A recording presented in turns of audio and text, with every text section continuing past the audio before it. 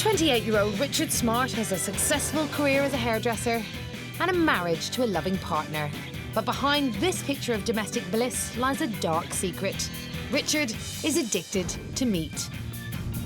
I just love meat, really. Either on its own or with a white roll. For my lunch, I have it. For dinner, I have it all the time. It's so nice.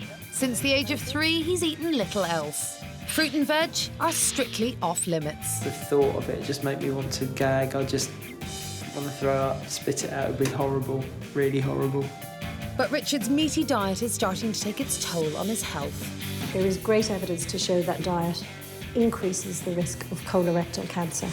Helping him to beat his addictions will be the job of our experts. Nutritionist Charlotte Watts will encourage Richard to get beyond gristle. There's a lot of strong flavours here. While psychologist Felix Economakis gives Richard's food phobias the chop. When you put your mind to something, you will achieve it. In just 4 weeks, can they reverse a lifetime of dangerous eating habits? You okay? No, I just don't want to be here. I just need to do something about it.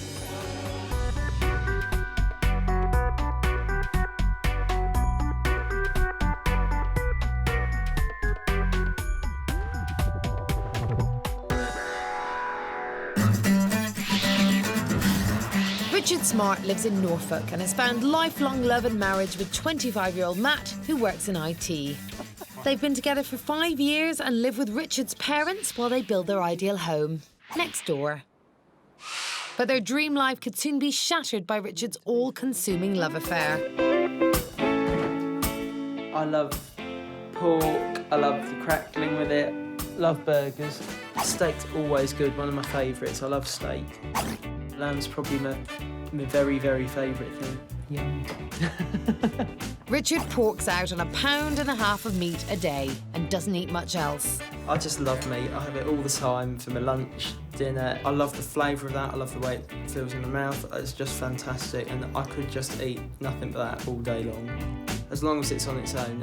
I wouldn't have it if there was any stuff with it, like herbs or spices or things. Richard's meaty diet is made worse by the fact that he can hardly bear to even touch fruit or veg. I just kind of don't like them at all. It just makes me feel really tense and a bit worried. Oh, no, it just feels really horrible. Look, I'm wiping my hand now. I don't like that at all. When he gets near foods that he doesn't like sometimes, you can see the panic in his face. It's just so irrational. It's almost like it's going to attack him somehow. No. Oh. The only other thing Richard's prepared to swallow is chocolate. A staggering 25 bars of the stuff every week. It's a diet that's taking its toll. I've been getting migraines, I've never got any energy. You know, if I have a full night's sleep, I'll wake up the next morning. I could probably go back to sleep an hour later. I'm sure that's because of the diet. But when he does find the energy to go out, socialising with friends is near impossible because of Richard's obsessive food issues. Hello. We get instances where I'll invite Matt and Richard for a meal, and Matt will turn up and say Richard's not very well. I know full well that Richard's not coming out because he won't be able to eat anything. Did you want to come through to the kitchen? I've got some burgers you might be interested in. What could possibly be wrong with those? Black pepper, mace, oregano, cumin, garlic, bay, rosemary, thyme. Sorry. Right. So no, really, is what you're saying, isn't it? Yeah. I'm sorry. I do feel quite bad now. Conquering 25 years of freaky eating is not going to be easy. I have great hopes that Richard will succeed with this, but I really can't imagine it happening. The habits are so ingrained into him. Much as he wants to, I think he's going to find it very hard to overcome it. He's definitely got worse. Over the time that I've known him, he's got moodier, bigger, just everything about him has got worse, really. If this doesn't work, I don't know what the future is, really. Probably not a very long one. It's affecting every bit of my life. It's affecting how I feel in terms of my health. It affects my relationship with Matt. There's no part of my life that it doesn't cause problems with. I just really, really want to change.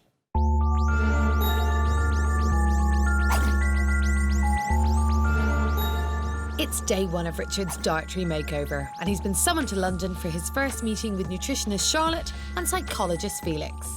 He's desperate to begin the long road away from meat and towards healthier living. Hey. Hi there. Hello, I'm Charlotte. I'm Hello, Richard. Richard. Hi, Richard. I'm Felix. Lovely to meet you. Well, we've got a lot of work to do with you. Firstly, we're going to show you something. So if you want to come with us. Yep, okie-doke. Before they can begin, Charlotte and Felix have a surprise for Richard, which they hope will inspire him. OK. Now, the next couple of weeks are going to be a challenge for you. Yeah. So we need you to have something to motivate you, something to remember when times are getting a little bit tough. Right. So we're going to leave you to watch something. Okay. And then we'll come back and have a chat with you. Okie-doke. Okay. No problem. Good luck, Richard. Thank you. Hi, Richard. It's Dad. Just thought I'd like to wish you the best of luck to get your eating somewhere back to normal. I think if you don't do that, you're going to have problems almost forever because, you know, your diet is just so unbalanced. Hello, Richard. It's Stephen. We worry that given another 5 or 10 years, your health is going to suffer big time, and I mean big time. You've got to think about what it's doing to you and Matt as a couple. Just imagine all the invites, the parties, the meals, and you can't go to them. You pretend you're ill or a bit off colour. The truth is you just can't sit down and eat an ordinary meal. Hi, Richard. Thank you for doing this. There's lots of reasons why we'd all like you to do this, because it's not just your problem, it's my problem as well. I'm just worried that in a few years' time you're going to have a heart attack and I'm not going to have you anymore. And if you could sort this out, we'd be able to go on holidays together. I just want you to get sorted out, really.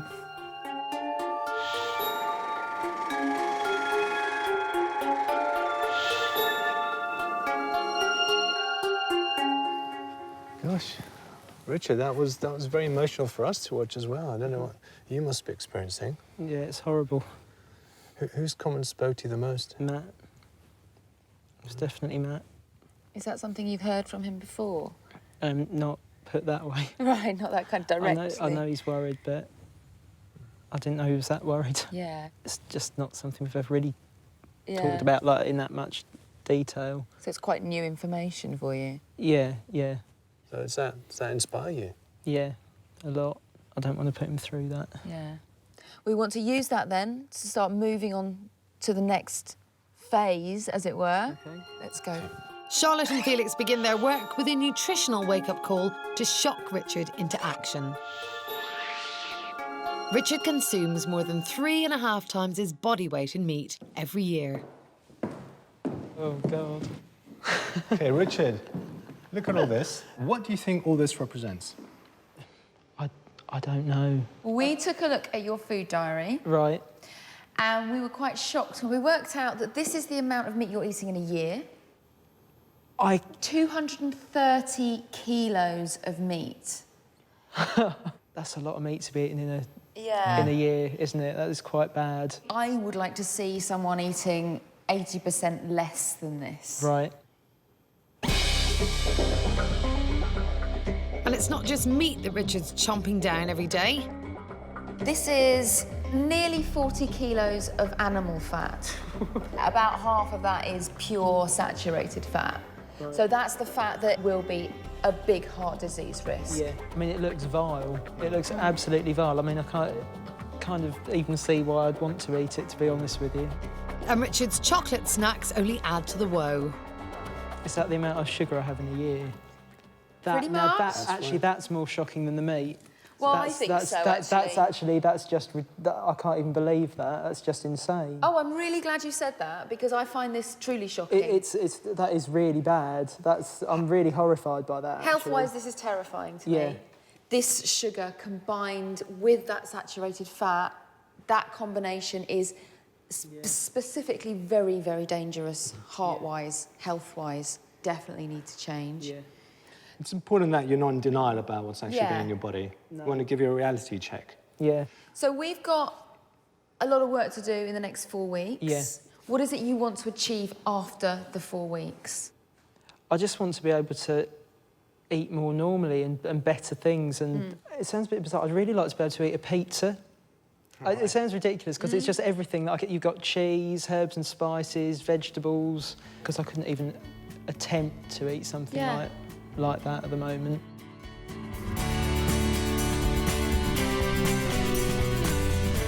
The really worrying thing about Richard's diet is that combination of saturated fat that we saw and the sugar. That combination is very, very worrying for me indeed. I know I have to do something about it, but I just don't know how I'm going to do anything at the moment because I've not even tried anything yet. It's going to be really, really hard. Back home in Norfolk, Richard's still overwhelmed by the day's events. What did happen? I just spoke to everyone. I saw the film. That really upset me, seeing you, what you said. Oh, bless you. Sorry. The amount of meat I eat, she said that I should be eating like 20% of that. So what are you eating tonight? I'm eating tonight, I think I'm going to have beef roll.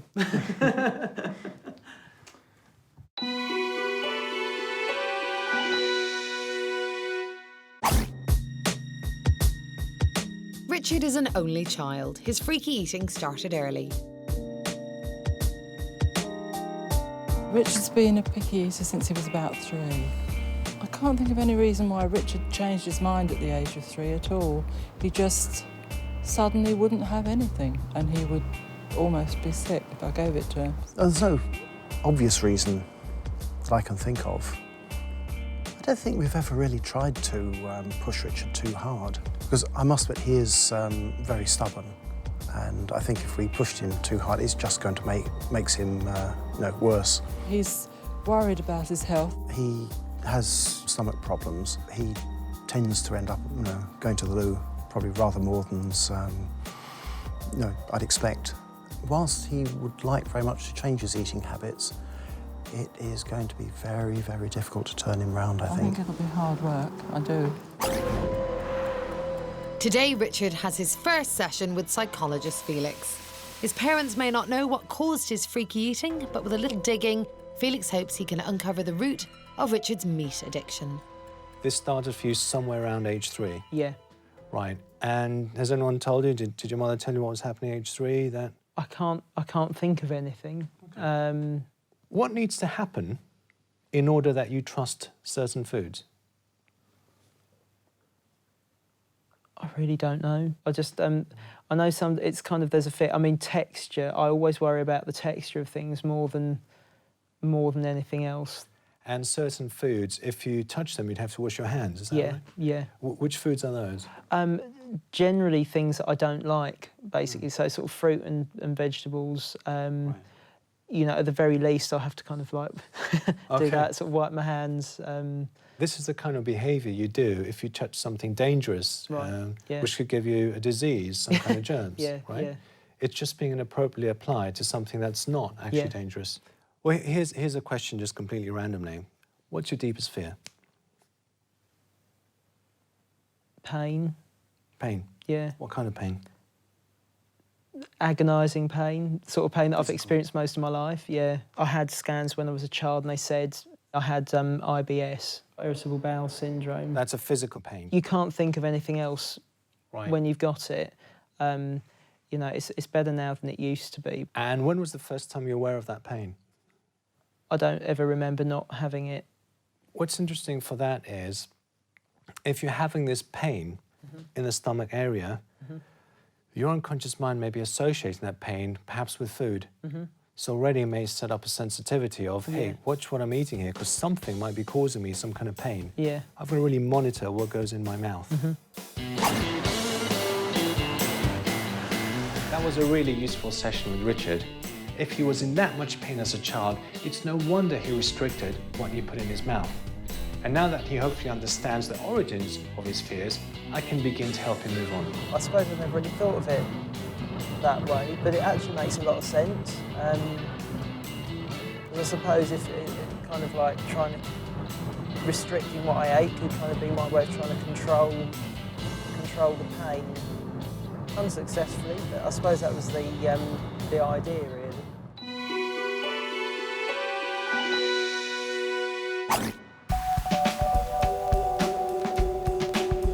The following morning, Richard has a meeting with Charlotte to begin the process of weaning him off meat.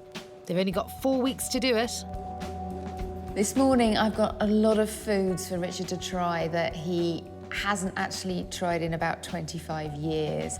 The object of the exercise today is really for me to test Richard's limits so that I know how we need to act with him to actually get him having a healthy diet. Now, we're here today to follow on from looking at the food you have been eating. So we've looked at what we want to move out of your diet. Clearly, we need to put things back in. This is going to involve eating foods like this in front of you. Right. How do you feel just looking at all this stuff here? Have you got a sick bag anyway? We have provisions, and look at the floor, it's lovely. Easy clean. What you wanted to achieve at the end of these 4 weeks is eating a pizza. Yeah. So this is going to involve eating some cheese. No. I've never, ever remember ever having cheese or even wanting to try it. Can you take a piece? It just looks really revolting.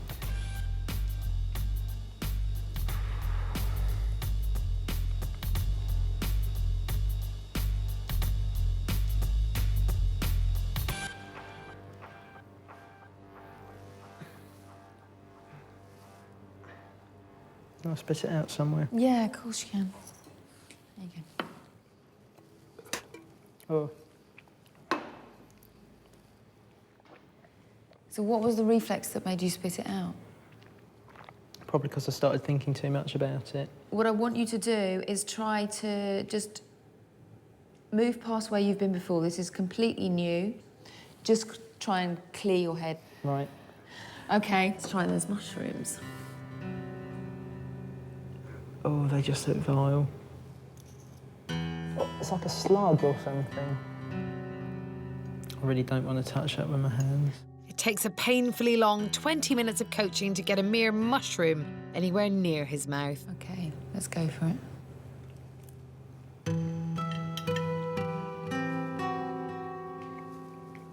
Oh, that tastes revolting. That's really horrible.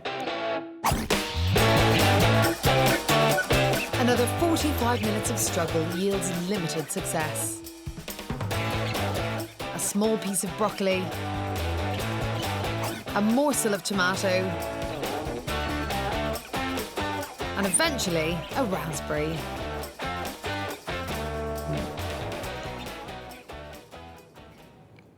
How do you feel after doing that? I can't quite believe I actually did it. Before Richard heads home, Charlotte has one parting gift. You've done really well today, but so you clearly have a phobia around certain foods. So I've put together a hamper for you. Right. That I want you to take home, open when you get home. Right. This has got tasks that will help move you forward. Okay.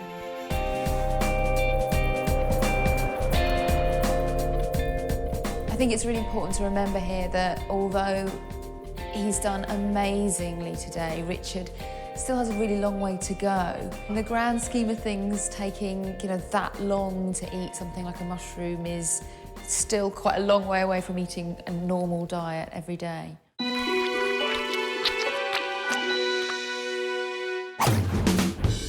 Charlotte can't wean Richard off meat until he's eating other things. But with a strong fear of most foods, this won't be easy.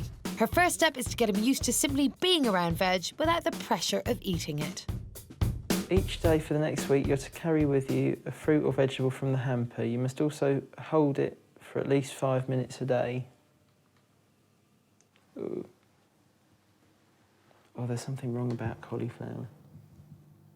Oh, there's something really wrong. Why would anybody want to eat anything that smells like someone who's just broken winged? Richard takes his cauliflower to work so they can spend some quality time together.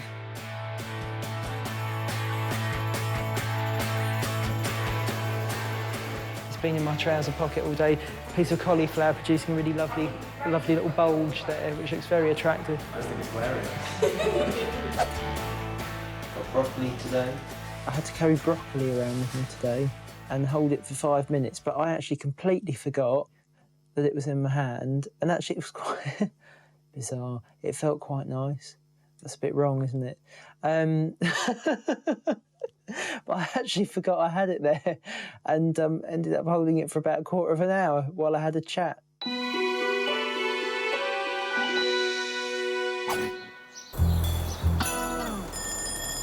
It's 7 a.m. the next day, and Richard has arranged to meet Charlotte for a doctor's appointment in London. You're gonna get up? But as usual, he's having trouble waking up. Come on, my boy. Richard, I've given you another 10 minutes. Are you going to get up? Yeah. I'm really worried about his health in general because it's just not, I don't think, as healthy to eat the way he is. And I think he looks pale. He doesn't really look well to me. He's put on loads of weight recently and it worries him, I know, so it can't be doing him any good at all. The only thing that gets Richard up every morning is a high-energy drink for breakfast, followed by his daily dose of IBS medication.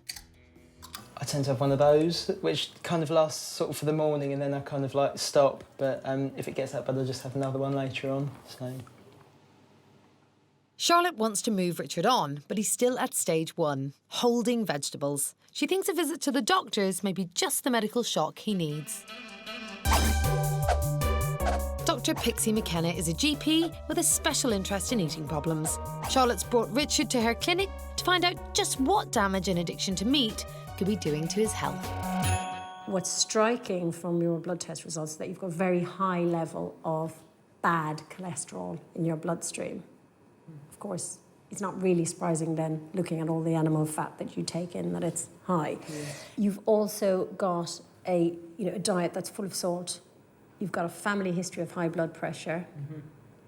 You've got a diet that's full of sugar. You've got a family history of diabetes. And all of these things together, combined with the lack of fibre, are flagging up, for me, some seriously worrying medical problems that you probably aren't suffering from right now, but you are definitely going to suffer from in the future. You know, you've already got symptoms with regard to that, haven't you? Yeah, I've got irritable bowel syndrome, so I get quite a lot of stomach pain. When I look at your food diary and you know, you're very good and you take your medication, but of course, you might as well be throwing that out the window because of the meat content in your diet. Yeah. Irritable bowel syndrome is a chronic disorder that affects the digestive system. A combination of stress, hormones and chemicals called neurotransmitters create muscle spasms, which in turn cause abdominal cramping and pain. A red meat heavy diet lacking in fibre is hard to digest, will irritate the gut and make IBS symptoms worse. Dr. Pixie wants Richard to see just what damage a lack of fibre is doing to his health. So she's produced a model of his bowels. Here we've got the combination of meat and fibre. And fibre actually makes this meat pass more easily through your gut. So this is all flowing nicely through your gut. And that's all designed to go at the right pace for you to absorb all the nutrients that you should be having. The other is your diet, which involves meat. Let's see, meat and meat. There isn't any fibre in here. King, now, the problem with that... You can see the saturated fat. Sluggish, isn't it? Yeah. Sticking. Now, the problem with that is to pass that through your gut, right? You've got to use loads of pressure in your abdomen. That's going to cause problems long-term with your abdominal wall, and you get little bulges called diverticulae. Food gets stuck in there, and it becomes inflamed, and you get tummy pain, bleeding, mucus, bloating. I can guarantee you, on your diet at the moment, you will get that. Of course, these are all things that are not as serious as the most serious problem which you are facing, because there is great evidence to show that lack of fibre in the diet increases the risk of colorectal cancer. There's no mincing of words here. He really, really needs to change his diet. This is scary stuff, and that wasn't being melodramatic in there. That much meat really is a massive disease risk. Back home in Norwich, Richard reflects on what he's been told. I'm really pleased I'm doing all this. It's just kind of like, you know, there's going to be highs and lows, and to be honest with you, tonight I'm just feeling a bit low. but I've got to do it. I want to do this, and I will do it.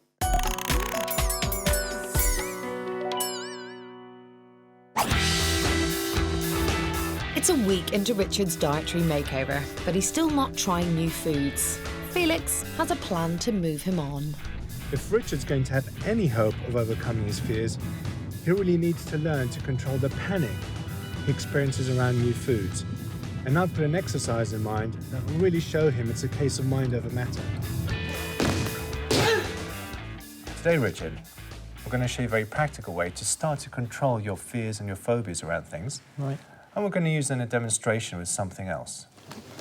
It's about channeling your mind, your discipline, your focus in a way that's going to help you get the goals you want. Okay. Okay? So changing rooms just through there. Okay. And I'll meet you back here in a moment.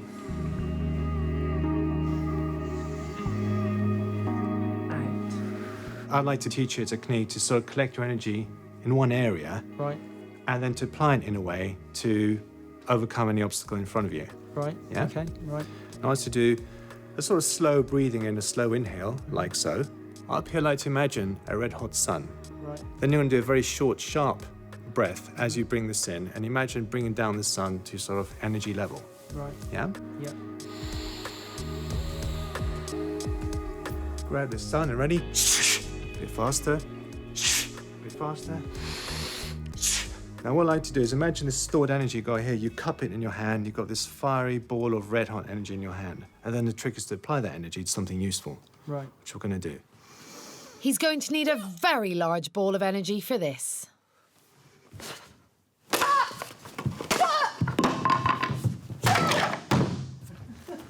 So do you think you can do that? Probably. I'll give it a try. Okay, well done, Richard. That's all we want you to do. But we're going to make it a little bit easier for you. I hope so. We're just going to do it with one board. Okay. What we're learning here is to focus this energy to overcome your obstacles, and then you can apply this to food. Right. The things you thought you could never do, the barriers, the obstacles, if you apply your mind and that energy, you're just going to cut through them in the same way.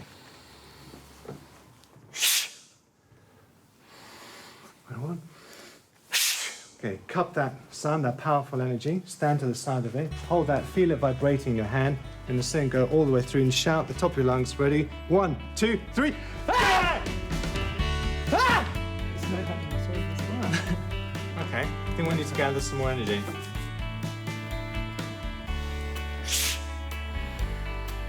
Gathering, get that sun.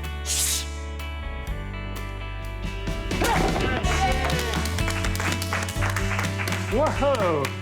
Richard, you've just broken a board. How do you feel? Pretty good, actually.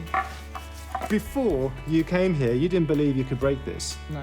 If someone said to you, you're going to break a board in about 10 minutes, 20 minutes of training, something like that, you'd have said, no way.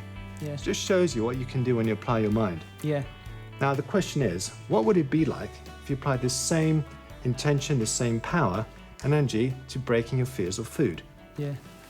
That's the plan, yeah? Realistically and rationally, it should be a lot harder to whack your hand through a couple of bits of wood than it is to kind of eat something, you know. So I just need to go the same way. Although hopefully not in the middle of a restaurant doing all the all the thing, because people might think I'm a bit mad. Back home, Richard can't wait to tell Matt all about his big balls of energy. It's all that junk. This is something I've been doing today. Really? What is it?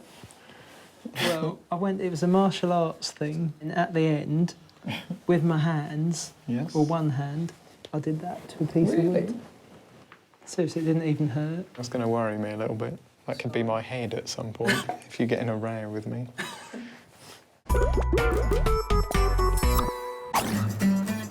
Charlotte has set Richard his second homework task, something to give his bowels more to work on. Right, I'm making a smoothie at the moment. It feels a bit bizarre, actually. It's kind of like, it's still quite unusual and a bit odd, but it's not scaring me anymore touching them, which it did before. You're moving in the right direction anyway.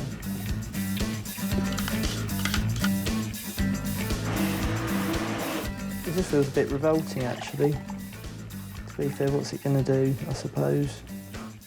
Right. It smells really minging, actually. It's horrible. It smells Actually, to me it smells almost dirty.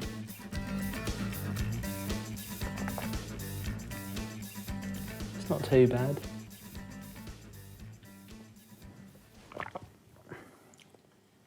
There we go. Ooh. They're burping now. There we go, a pint of smoothie, that's not too bad. With his newfound confidence, Richard is inspired to carry on trying new things. Actually, that's nicer than white bread. I'm really annoyed now that I've not been having brown bread for longer. I'm feeling quite brave, so I was in the shop today and I thought these look quite nice, blackberries. Here goes.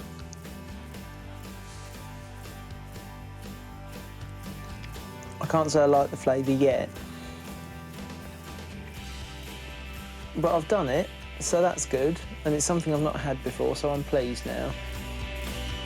Richard's tried more new foods in the last 2 weeks than in the previous 25 years. Matt, however, has mixed emotions about his progress.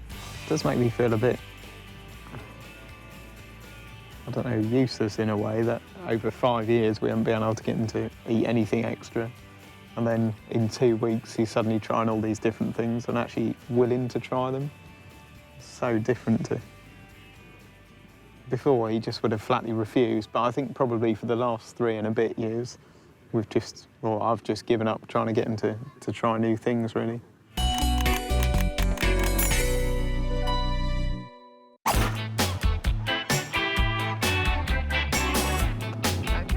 Richard's been coming along really, really well. He's been working hard with Felix and has really come to terms with his food phobias. Now we need to move him on a bit more and start finding some replacements for his huge saturated fat meat diet.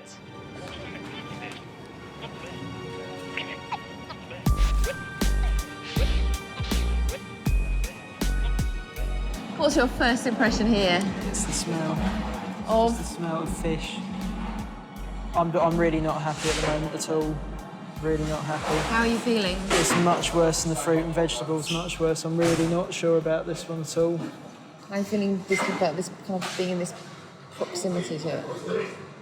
It's not good at all. I just want to run out at the moment, to be honest.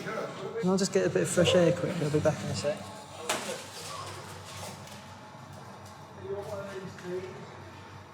It seems Richard isn't as far along as he originally thought.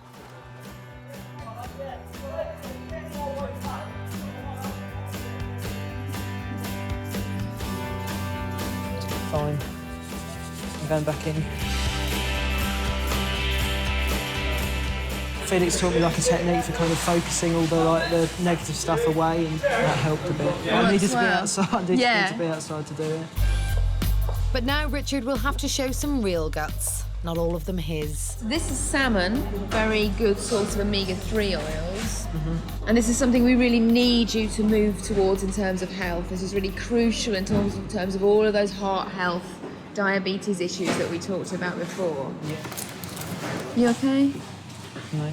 How are you feeling? Not good. I just don't want to be here at all.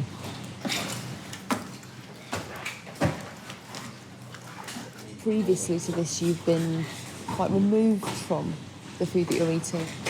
This is not an exercise to just shock and upset you, but it's about looking at where your barriers are and seeing where we have to go in terms of moving you forward. Right. Let's go outside, yeah? Yeah. Should we go? Yeah. Hold on. Let's go that way.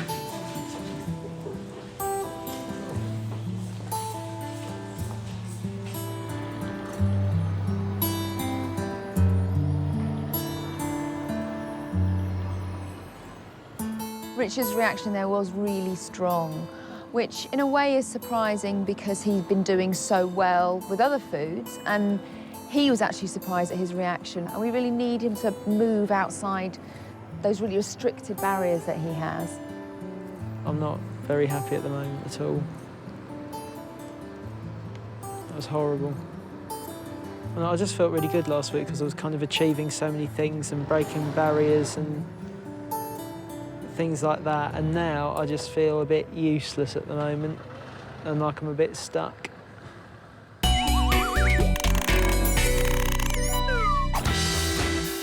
Richard's got less than 2 weeks until his final challenge. With his confidence now at an all-time low, Charlotte and Felix meet up to discuss where to go from here.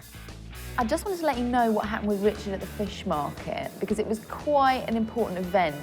He was presented with all this raw fish, new smells, and really lost it.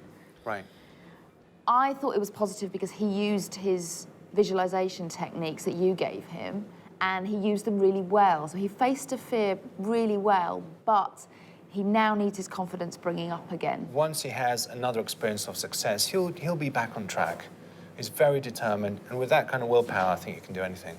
One of the reasons that I particularly need this one to work is that I need to find an alternative to red meat for him. Oh, yeah. So he's just not on that heavy, saturated, dense protein the whole time, and find an alternative for that. So it's not just about moving through this particular fear, it's about practically finding something for him to eat. As Charlotte's keen to keep Richard on course, she gives him his next homework task, banning all processed sugar from his diet. I suppose that means the first thing I'm going to have to do is get rid of all my chocolate, which I'd rather not do, but I need to do it, so here we go.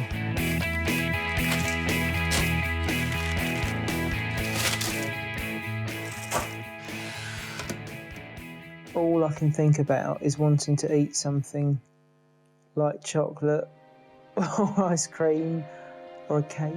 And that's just all I can think about. And Richard's body rebels as he denies it the sugar it's become so dependent on.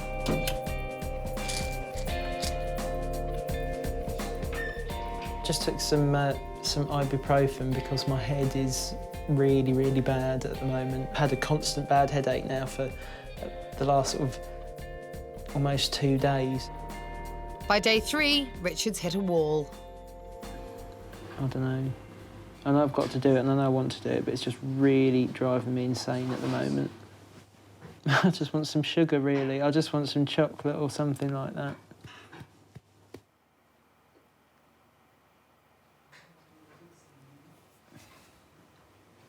Better be worth it. Brilliant. He has been a bit moody because of lack of sugar. It's been hard work for me. Yeah, you have to watch what you say. I think it's probably worse to come as time goes on. With Richard's morale now hitting rock bottom, Matt catches up with Charlotte for some tea and sympathy. It's certainly not been easy. He was very moody, very tired, and with Richard, when he gets tired, he gets moody anyway, so the two sort of smashed together. Heady combination. Weren't great. When you're giving up sugar, it's quite easy to feel despondent and demotivated because you don't know having those instantaneous quick fixes of sugar that you were used to. Yeah, he needs to see that he's achieving something. Yeah. I think any setback will be a major setback for him, and he will take it to heart if a single day doesn't go quite right. Yeah. I think in his head it will just be a waste of a day, really. So I think he needs to see that he's achieved at least something each day. So was it the same when you first met him? Yeah. Yeah. If anything, he's got worse, I'd say.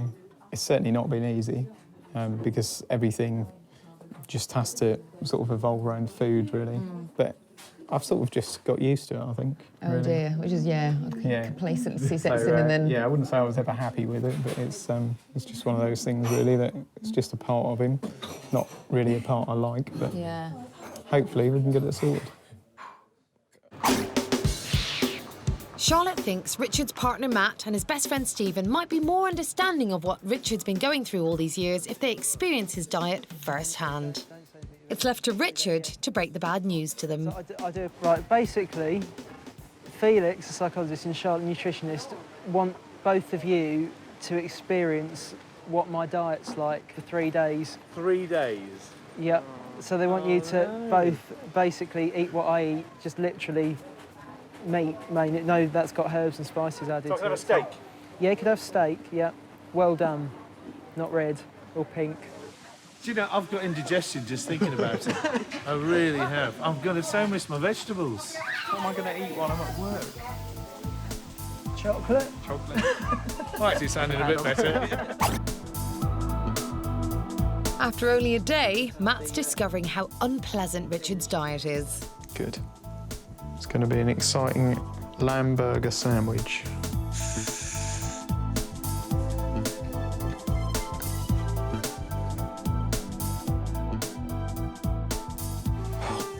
Chewing it's bad enough. When you get to swallow it.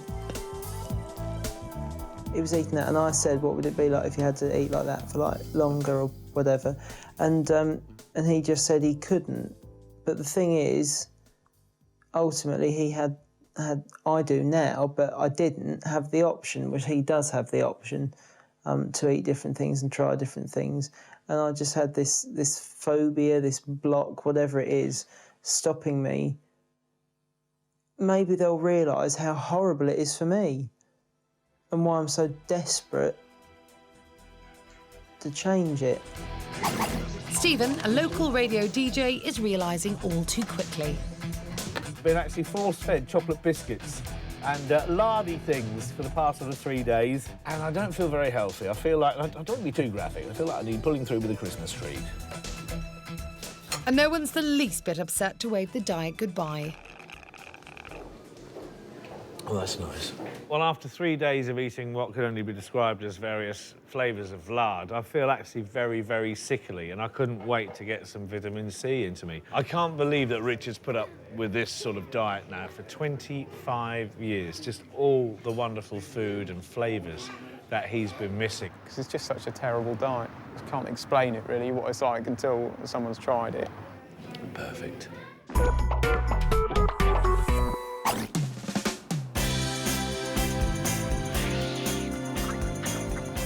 Richard may now be eating a few new foods, but he has a long way to go until his final challenge of eating a pizza in just 1 week's time.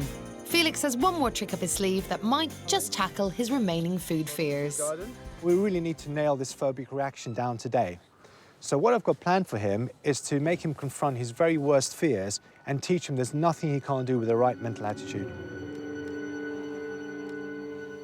On a scale of 1 to 10, 10 is maximum, 1 is minimum. Let's call it your fear rating. Yeah. What would you rate your fear rating right now? Somewhere either 10 or above. 10 or above, yeah. So we're maxed out already. It can only get lower. Yeah. We'd like to apply some of the principles you learned in the wood breaking session, the martial arts session, to your fears here today. So the first thing I do is just to get back in that sort of powerful state. Mm-hmm. So what I'd like to do is I'd like you to put all your fingers together like this, and like to transfer all your fear and frustration onto the tips of your fingers. Okay. How are you feeling inside at the moment? Calm. Yeah? Quite calm, yeah. But it's not so easy to be calm when something's bugging you. This is a millipede. Oh. So, scale of 1 to 10. Right at the top again. Right at the top again. So if you want to just go into your own zone for a moment, connect back that sense of power. And how does it feel to have this on your That's hand? really bizarre. Is this something you ever thought you could do? I never, ever, ever thought I'd be able to, ever. Right. I mean, that's just, I mean, this is quite surreal, actually, because I mean, normally, if anything like that was near me, I'd actually literally run away. He's really cute, actually. He's really cute. If you can handle a bug with 1,000 legs, then surely 8 legs should be no problem for Richard. Oh, sorry. It's going through your mind right now. That's really not good. Except that spiders are a phobia second only to fruit and veg.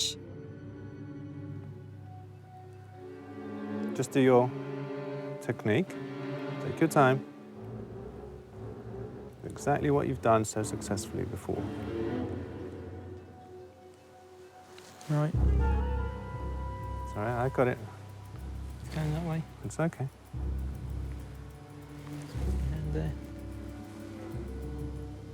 What do you think of it, Richard? It's fine. So here you are holding a tarantula. I can't believe it. So you've conquered a range of fear barriers today by applying simple techniques, focusing your intention, your will, and you see what happens. Yeah. Suddenly it becomes easy. Yeah. Just like that. You're going to see food that initially you'd think, oh no, 11 out of 10, no way. Yeah. This is not my thing. And apply your techniques and stay through it, and then see what happens. You'll even enjoy the experience. Yeah. Well done. Fantastic, fantastic work. I'm very proud of myself at the moment. I mean, that's kind of a life-changing thing for me. I'm terrified of so many things, and I won't do so many things. And I think I actually am going to be able to. It's just going to make my life so much better. I can't even begin to describe it.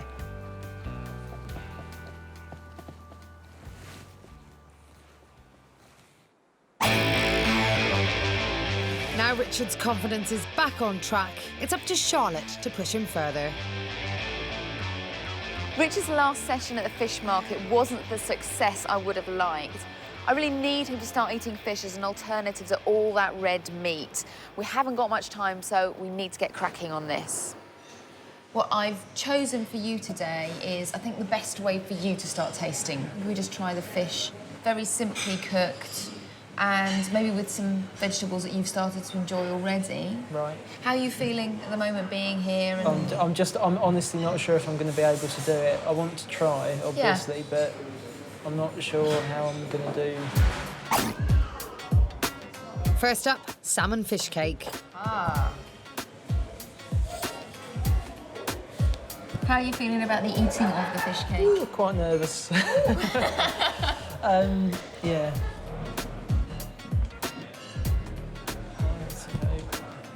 You're in control here. Do you know what that is? I think it's a spinach leaf. Yes, Right, it is a spinach spinach. leaf. Yeah. Actually, I'm going to try that because I need to kind of get myself in the right frame of mind. Good. So.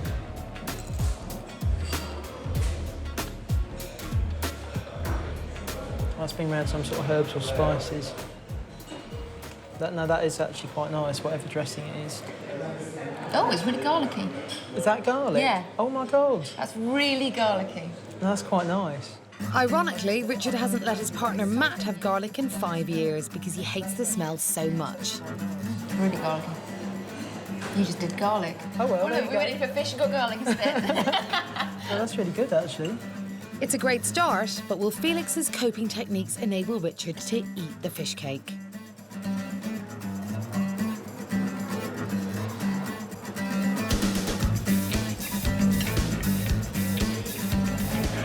That's really nice. You crack me up. All that, and it's really nice. But how will he do with something that actually looks like fish? So what's this one? This is halibut.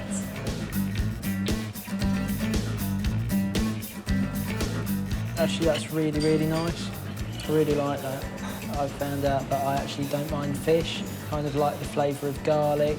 I just spent all these years like avoiding anything like this, and actually it's quite nice. It's probably the most nutritious meal you've ever had.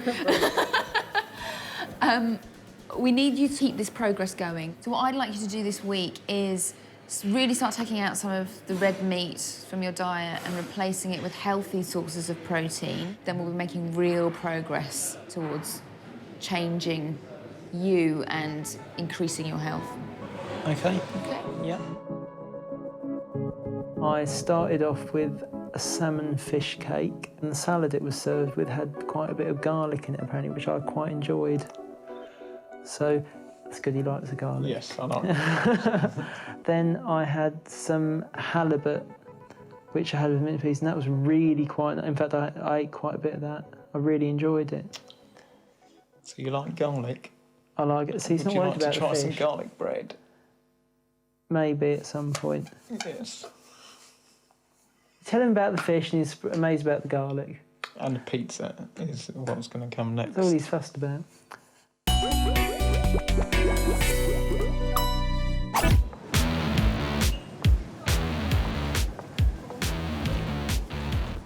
Following Richard's recent fish success, Charlotte sent him off with a meat-free lunch alternative, a tuna sandwich. Couldn't say I liked it.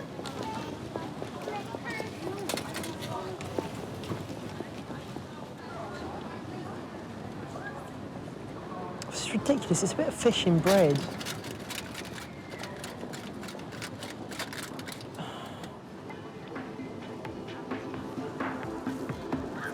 I really wanted to enjoy this.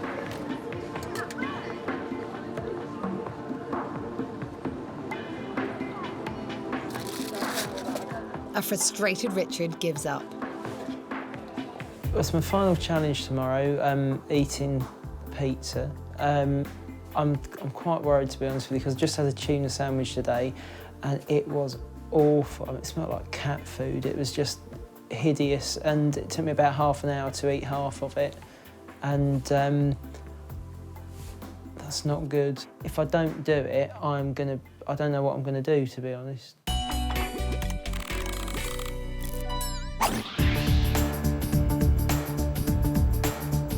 Today's the big final challenge for Richard, his dream of eating a pizza, and he's got mixed emotions. I am really looking forward to it. I'm quite excited, but on the other hand, there's this kind of little thing at the back of my mind, and I'm kind of thinking, what if I don't like it?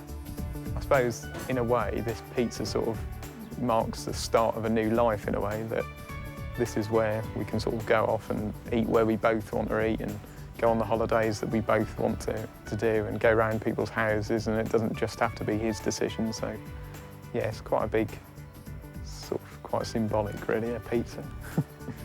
Richard's friends know him too well to be confident of his success. I'm not quite so sure that he's going to be able to do it because the pressure's on. Here we are in a busy restaurant, we've got the atmosphere going, he's got all his friends around him. I've had a look at the menu and there's loads of stuff on there that I don't think he's going to actually like. If he starts freaking out looking at this menu, then we're in trouble, or he's in trouble. Hello. Hi there. Hiya. Hello. How are you feeling about today? You feeling confident? I don't know.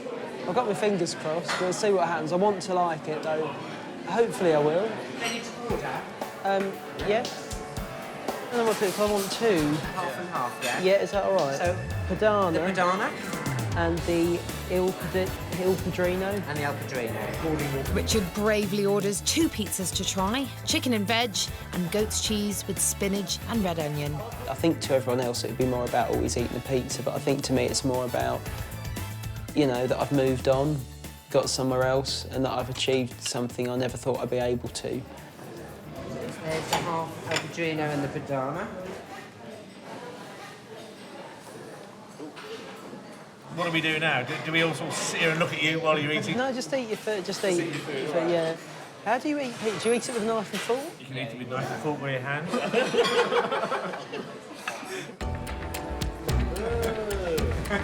remember that thing around there for me. This place.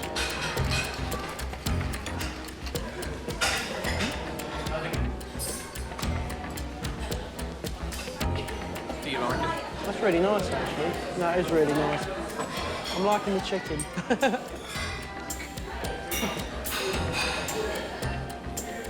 How are you finding the cheese? Are you enjoying the cheese? Yeah, no, the cheese is nice, actually. It works really well. You can try a bit of mine as well if you want. Try a little bit. But an anchovy pizza is uncharted territory. That could be anything, that face. He'll do that before he loves something or doesn't like it at all. It's really nice, this one. Compared to what it was like 4 weeks ago, it's good to see. It's amazing to watch. There we go. That was quite nice, actually. I quite enjoyed that. Ladies and gentlemen, Richard eating a pizza.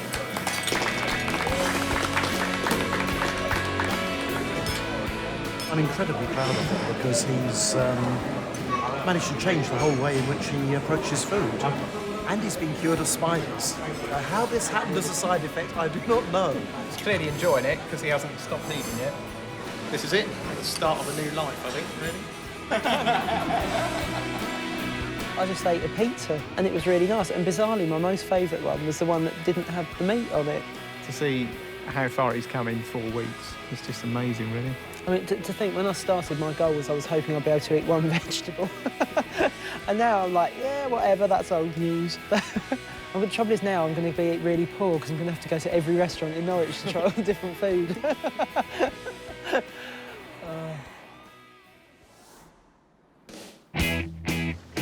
1 month on and Richard's dietary revolution is still in place.